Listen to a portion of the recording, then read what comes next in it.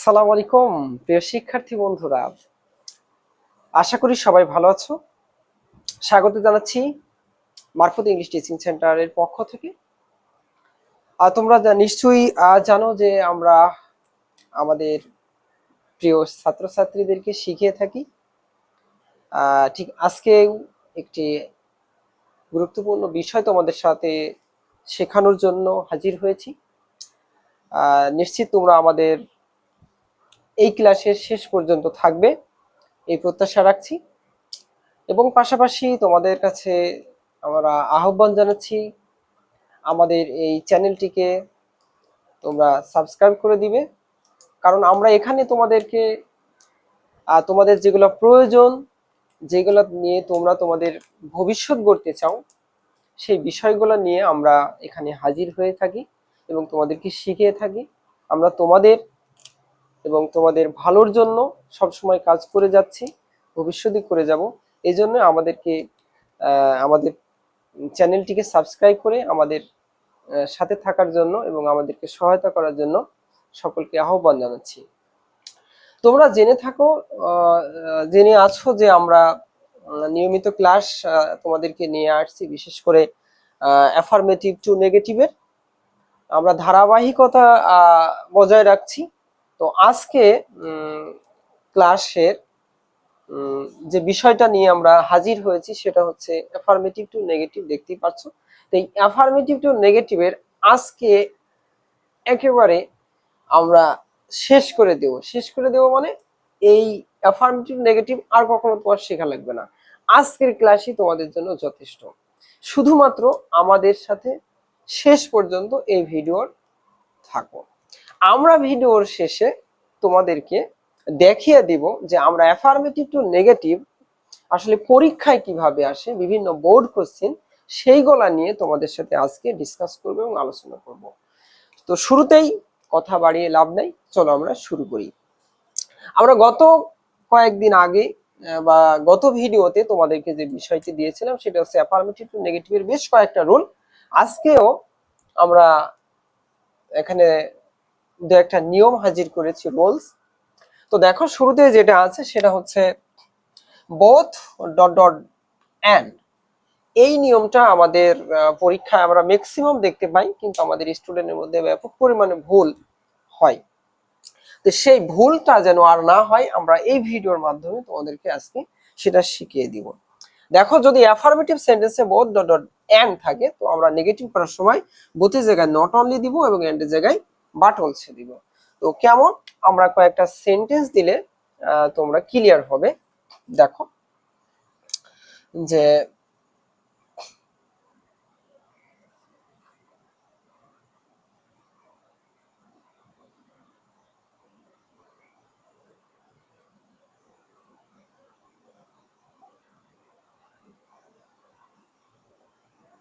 join the party।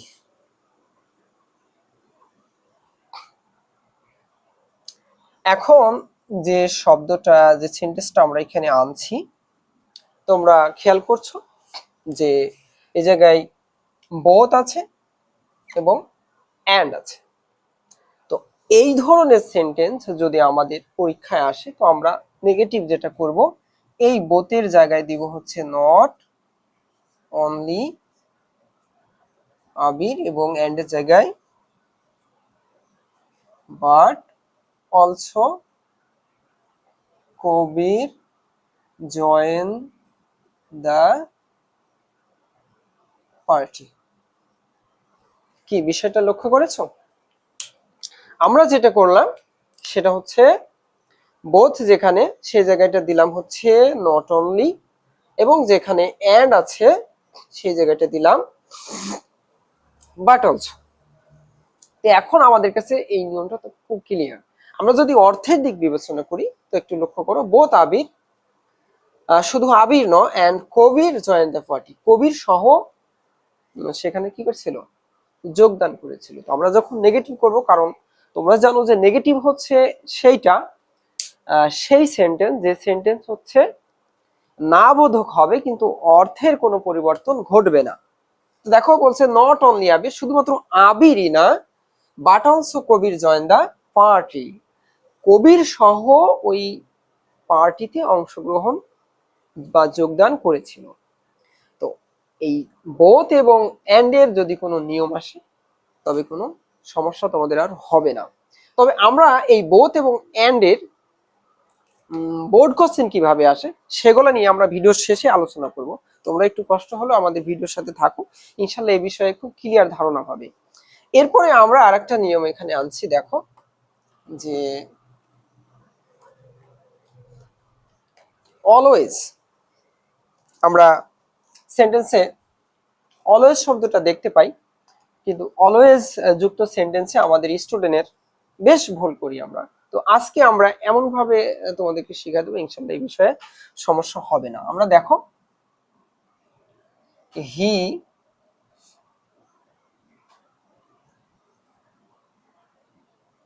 Always an honest man. সেন্টেন্সটা আমাদের affirmative আছে, আমরা নেগেটিভ করব। তো এর জন্য যে কাজটা আমাদেরকে করতে হবে সেটা হচ্ছে যেখানে অলওয়েজ আছে সেই জায়গাটায় আমরা দিব হচ্ছে নেভার। কারণ নেভার দিয়ে সেন্টেন্সটাকে না বোধক করছি আমরা, কারণ তোমরা জানো যে নেগেটিভ মানেই না বোধক আসবে। এ ডিজ অনেস্ট ম্যান। লক্ষ্য করে থাকো, দেখো আমরা এখানে অলওয়েজ যে শব্দটা আনছিলাম সেখানে আমরা বলছিলাম যে অলওয়েজ এর জায়গায় যে আমরা নেগেটিভে লিখছি যে নেভার হবে, আমরা অলওয়েজ এর জায়গায় নেভার দিয়ে দিলাম এবং প্লাস এর সাথে বিপরীত শব্দ হবে। মানে আমাদের এখানে একটা যে অলওয়েজ এর পরে শব্দটা থাকবে, এই শব্দটা আমাদের অ্যাডজেক্টিভ থাকবে। অ্যাডজেক্টিভ, এই অ্যাডজেক্টিভের বিপরীত শব্দ বসাতে হবে।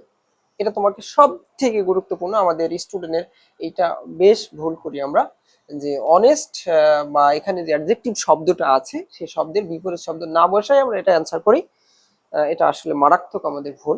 তো এই জন্য আমরা যে কাজটা করবো, অলওয়েজ এর পরিবর্তে দিব নেভার এবং অনেস্টের বিপরীত শব্দ হচ্ছে ডিজ অনেস্ট। এখন এই বিপরীত শব্দগুলো আমরা মুখস্থ করতে হবে। তো এর জন্য আমাদেরকে যে কাজটা করতে হবে, আমরা তোমাদের নিশ্চয়ই যে এই ভিডিও তে আমরা আসলে এই অ্যাডজেক্টিভের বিপরীত শব্দগুলা তো আসলে দিতে পারছি না। আমরা অন্য একটি ভিডিওতে তোমাদেরকে আসলে আমাদের অ্যাফার্মেটিভ টু নেগেটিভ করার জন্য যে সব বিপরীত শব্দগুলো ব্যবহৃত হয় আমরা সেগুলো তোমাদেরকে ইনশাল্লাহ দিয়ে দিব।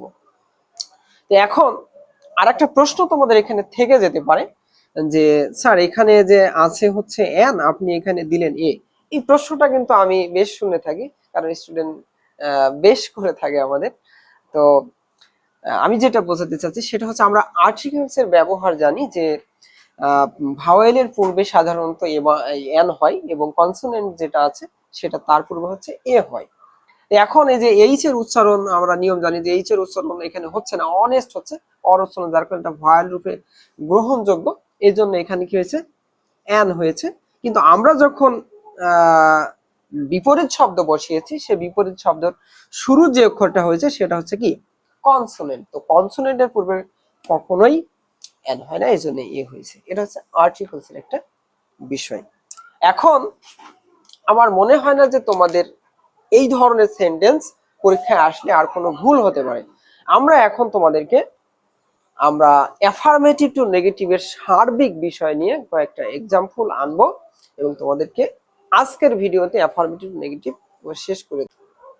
হ্যাঁ প্রিয় শিক্ষার্থী বন্ধুরা, আমরা তোমাদেরকে অ্যাফার্মেটিভ টু নেগেটিভের যত রুলস গুলা প্রয়োগ করেছিলাম, তো তার বোর্ড কোশ্চেন কেমন প্রশ্ন আছে সেগুলো তোমাদেরকে একটু দেখাই দিতে চাচ্ছি। যে আসলে আমরা শুধু রুলস করলাম, আসলে বোর্ডে গিয়ে পেলাম না, এটা আমাদের জন্য কষ্ট হতে পারে না? তো এর জন্য আমরা যেটা করছি সেটা হচ্ছে যে আমরা কয়েকটা বোর্ডের কোশ্চেন আমরা এখানে আনছি এবং এনে তোমাদেরকে আসলে দেখানোর চেষ্টা করছি যে আসলে আমরা যা শিখছি সেগুলো কিন্তু এখানে প্রয়োগ আছে। প্রথমে যে সেন্টেন্সটা আনছি, এটা হচ্ছে ঢাকা বোর্ড 2024 সালের প্রশ্ন। লক্ষ্য করো, সেন্টেন্সটা আমাদেরকে নেগেটিভ করতে দিয়েছে,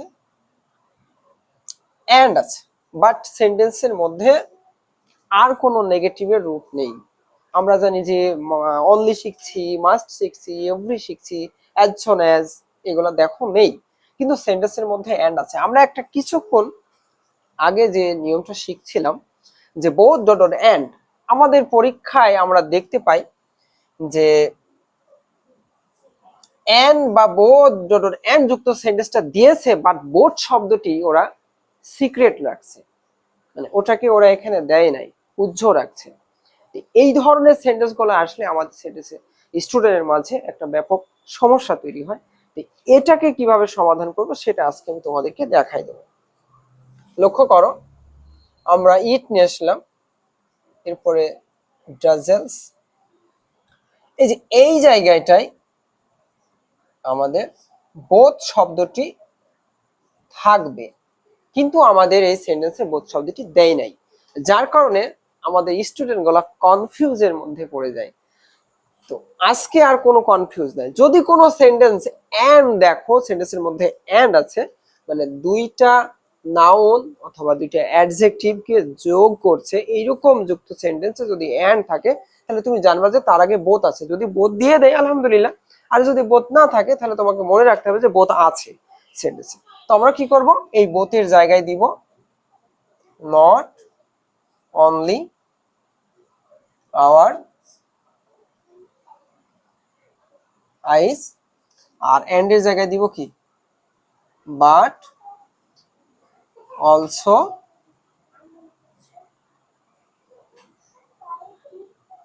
শর্টেজ থেকে যা আছে তোমরা ওদিকে তুলে দিবা, ওটা নিয়ে কোনো সমস্যা নেই। তাহলে আমাদের এখন যে জিনিসটা বোঝানো আসলো, যে এখন আমাদের এই জায়গাটা যে বোধ শব্দটি আছে, এটা কিন্তু ওরা দেয় না, উজ্জ্ব রাখছে। এখন তোমাকে যে কাজটা করতে হবে, এই জায়গাটা মনে রাখতে হবে যে বোধ আছে।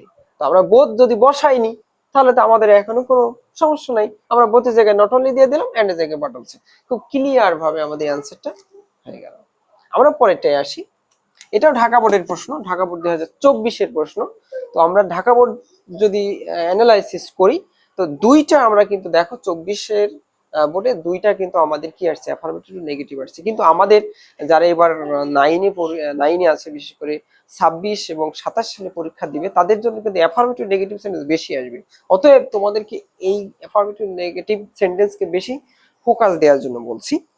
দেখো আমরা এখানে যে শব্দটা নিয়ে আসছি, এই সেন্টেন্সটা নিয়ে আসছি, এ মলিট নাইট ইজ ভেরি প্লিজেন্ট, যে একটি জ্যোৎস্নাত রাত হচ্ছে খুবই আনন্দের বা মুগ্ধকর, মজাদার। এখন প্রশ্ন হচ্ছে আমাদেরকে এটাকে নেগেটিভ করতে দিয়েছে। তো আমরা যে নেগেটিভ শিখছি, সেই নেগেটিভের মধ্যে একটাও নেই। লক্ষ্য করো, অনলি নেই, মাস্ট নেই, এভরি নেই, তারপরে তোমার হচ্ছে অ্যাজ সোন অ্যাজ, এরপরে যে এই নিয়ম শিখছিলাম বোথ ডট ডট এন্ড অথবা অলওয়েজ, এগুলো শিখছিলাম, বাট নেই। তুমি যদি দেখো যে কোনো সেন্টেন্সের মধ্যে অ্যাফার্মেটিভ টু নেগেটিভ করার জন্য যে রুলস আছে, সেই রুলসের মধ্যে কোনোটা দেয় নাই, তাহলে তোমাকে এই নিয়মের দিয়েছে, মানে এই ধরনের নিয়ম তোমাকে একটা সেন্টেন্স দিয়েছে, সেটা কিভাবে আমরা আনসার করব সেটা আজকে তোমাকে বুঝিয়ে দেবো, আর কোনোদিন কখনো ভুল হবে না। লক্ষ্য করো, আমরা যে কাজটা করব, সেন্টেন্সের মধ্যে মনলিট নাইট দিলাম।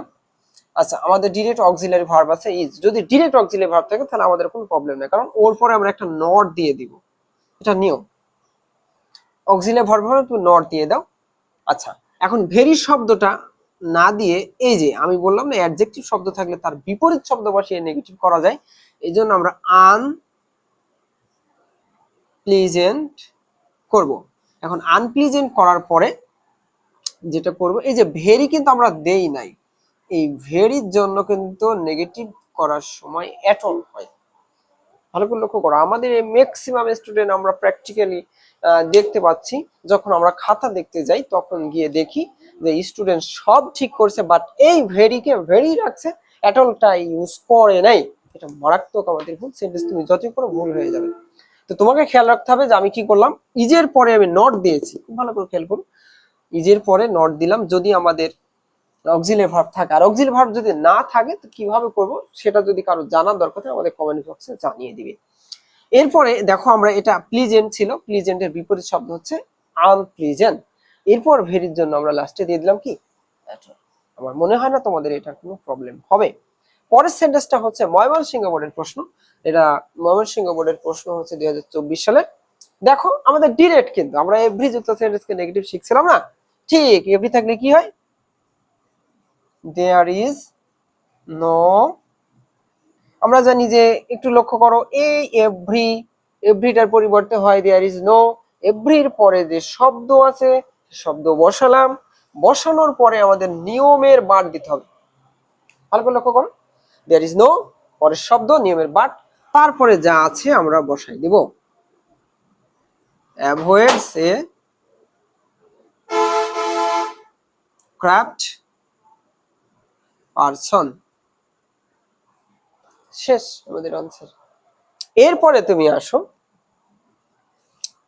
এই সেন্টেন্সটার দিকে লক্ষ্য করো সবাই। Our winter is dry and rainless. Negative করে দিয়েছে কি মনে আছে? ওই যে 1 নম্বর সেন্টেন্স আমি করছিলাম, এন্ড যুক্ত সেন্টেন্স দিয়েছে বাট বোধ দেয় নাই, তার মানে ঠিক সেম সেন্টেন্স। এটাও হচ্ছে আমাদের একটি বোর্ডের প্রশ্ন।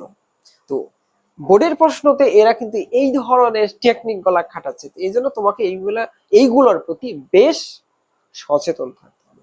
তো আমরা কি করতে পারি, এই যে তুমি লক্ষ্য করো এই যে এই জায়গাটায় না, এই ইজের পরে আমাদের এইখানে বোধ শব্দটি আছে, কিন্তু ওরা বোধটা দেয় নাই, উজ্জ্ব রাখছে। তো আমরা যেরকম করলাম দেখো, আওয়ার উইন্টার ইজ, তাহলে বোধ যদি এখানে থাকে তাহলে এর জন্য আমরা কি দেব, নট অনলি ড্রাই, আর এন্ড এর জায়গায় বাট অলসো, তারপরে যা আছে আমরা ওটা লিখে দেব রেইনলেস।